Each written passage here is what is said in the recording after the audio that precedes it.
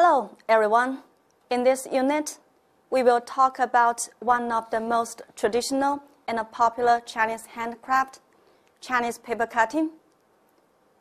The objectives of this unit are to acquaint you with the history of Chinese paper cutting, to discuss with you the artistic features of paper cutting, and to appreciate with you the cultural values of Chinese paper cutting. There will be 3 sessions in this unit. You are going to learn some knowledge about the origin of Chinese paper cutting, the development of Chinese paper cutting, and its artistic features and cultural values. Now, let's start from the first session, History of Chinese paper cutting.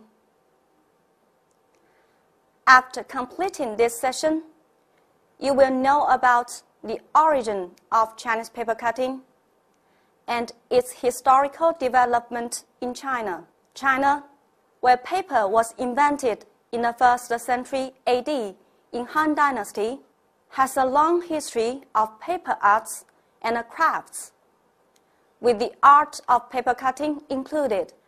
Paper cutting is considered the making of a design of some kind out of paper using small scissors or knife.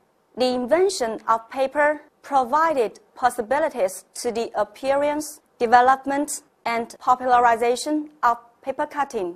However, were there any other similar artistic forms like paper cutting before the paper was invented? Let's take a look at the origin of Chinese paper cutting. Like other Chinese folk arts, the thorough and systematic transcripts about the origin and development of Chinese paper cutting are really rare. Most people credit its origin to the 6th century, when women used to paste gold and silver foil cuttings onto their hair at the temples, and men used them in sacred rituals. However, based on the archaeological discoveries, its actual beginning time could be several hundreds of years earlier. In the 1950s, a gold foil of Shang Dynasty was unearthed in Zhengzhou of Henan province. It was a Kui phoenix pattern, which might have been embedded in some vessels then. The making method and artistic style of the gold foil were very similar with the later paper cutting, for which it's considered that this might be the possible origin of paper cutting or lay kind of foundation of paper cutting. A silver foil of the Warring States period was also excavated in Huixian of Henan province in the 1950s. Besides the archaeological evidences, the story, like the Jin state shoes, also tells us that the similar artistic form existed long before paper was invented in China. Now, we've got familiar with the possible origin of Chinese paper cutting. Let's move on and learn about the historical development of paper cutting in ancient China. As its name paper cutting suggests, the art of paper cutting in its modern sense appeared only after the invention of paper. A legend related with paper cutting in Han Dynasty was recorded in the anecdotes about spirits and immortals written by Gan Bao in Jin Dynasty. A necromancer named Li Shaoweng cut out the silhouette of Madame Li, who was Emperor Wu's beloved concubine, but passed away at an early age. This might be an example of the earliest paper cutting in Chinese history. During the same period of time, paper cutting was applied in the handcraft of gold-silver pingtuo, which was used to decorate the lacquerware and the bronze mirrors. people carved the gold and the silver foil into various patterns, which were inlaid into the paint coat of the vessels. The oldest surviving paper cuts in China are the two excavated in Astana tombs of Turpan city in Xinjiang in 1955. According to the scripts on the paper cuts, it can be presumed that these works were made in the 5th century AD, southern and northern dynasties. It can be seen from the works that the techniques of paper cutting were fairly mature, even about 1,500 years ago. In Tang Dynasty, paper cutting developed dramatically. It made an indispensable part in lots of folk customs at that time, like the prevailing custom of carving sheng on gold foil and cutting out human figures on silk. Besides, in Du Fu's poem Peng Ya Xing, there is a verse like this: washing my feet with hot water, composing myself with paper cut. It describes the custom that people used paper cuts to summon their spirits and calm the nerves if they were scared during the trips, which still exists in some local areas in China nowadays. In Song Dynasty, paper-making industry was more mature. Various types of paper could be produced. This had provided opportunity for the popularization of paper cutting. Paper cutting was also widely applied in the handcrafts like shadow puppetry, porcelain, and textile dyings at the time. In Yuan Dynasty, the custom of Sao Qing Liang prevailed in the area of Suzhou, Jiangsu province.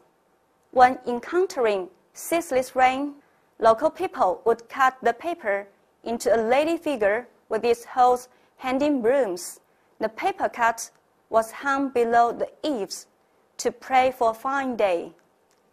At that time, the excellent paper cutting works were highly regarded and collected along with calligraphy and painting works. Ming and Qing dynasties were the heyday of paper cutting, when the art showed great maturity.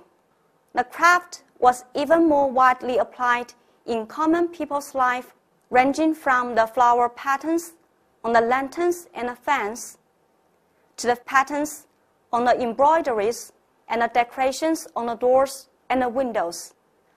The famous paper cutting artisans who had extraordinary techniques were recorded in the local chronicles of Ming and the Qing dynasties. Now you have learned about historical development of paper cutting in ancient China. Is paper cutting still popular in modern times? What do people use paper cutting for? Let's move on and learn about paper cutting in modern China. As the materials and supplies for this type of art are fairly inexpensive, many people of different economic status have been able to experiment with this art form. Paper cutting can be tailored for all ranges of skills, from beginners to experts. Some of the most basic paper cutting can be shapes that only take minutes to create, while other artists work for hundreds of hours to create complex and detailed scenes. As an art, a folk art, and a craft, paper cutting for nearly 2,000 years have been employed in the making of lacquerwork designs and embroidery designs, in the patterning of textiles, and in creating shadow puppets at modest cost. Paper cutting was also employed to pattern dyed cloths and porcelain. Chinese people cut flowers, animals, good luck patterns, and images from folk tales to adorn their windows and decorate their homes. However, with the times changing so fast and the modernization of the Chinese society, paper cutting has not been a familiar sight in the developed modern cities since the last century, though its popularity has never been threatened in the rural areas of North China. Probably a slight decline could be seen of this folk art with the advent of China's reform and opening door policy, and with China entering the commodity economy times. But paper cutting still serves as a decorative device in its own right. Fortunately, in the years at the turn of the 21st century, there is a resurgent interest in paper cutting, as more and more attention has been attached to all aspects of Chinese traditional culture, with Chinese paper cutting as a traditional handcraft included. 民间剪纸这门似乎正在被人遗忘的艺术，在不经意间已经与中国人的生活融为一体，密不可分，成为民族审美和民族思维的一个组成部分。在建筑彩画、木工雕刻、陶瓷装饰和手工印染等方面，处处都有剪纸的影子。而商店的装潢、图书的封面、插图以及邮票、藏书票里剪纸图案更是随处可见。In 2009, the Chinese folk craft of paper cutting has been listed by UNESCO as a masterpiece of oral and intangible heritage of humanity, which exactly indicates international attention has been given to this traditional Chinese handcraft. The Chinese folk craft of paper cutting has been listed by UNESCO as a masterpiece of oral and intangible heritage of humanity. This handicraft has been popular in the rural areas of North China for hundreds of years. This time, paper cutting of North China's Hebei and Shanxi provinces were packaged together to win the bid. In Hebei alone, 2 types of paper cutting were grouped together to represent the Hebei style of the craft. They are paper cutting of Weixian County and Fengning Manchu style of paper cutting. Up till now, you have learned about the origin of Chinese paper cutting and its historical development in China. Nowadays, while this folk art has been handed down from generation to generation in rural areas of North China, schools and colleges across the country teach paper cutting as a course. This can be seen as part of a growing effort that Chinese people are making to defend the precious gems of Chinese traditional culture.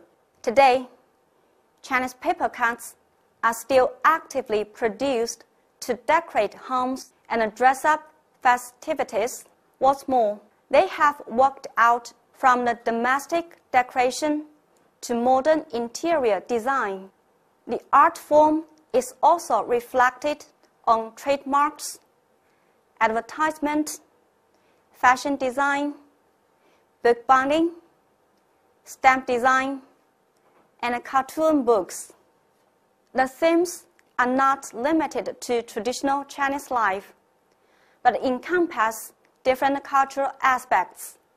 We will learn about the artistic features of Chinese paper cutting in the next session. Thank you for your attention. See you next time.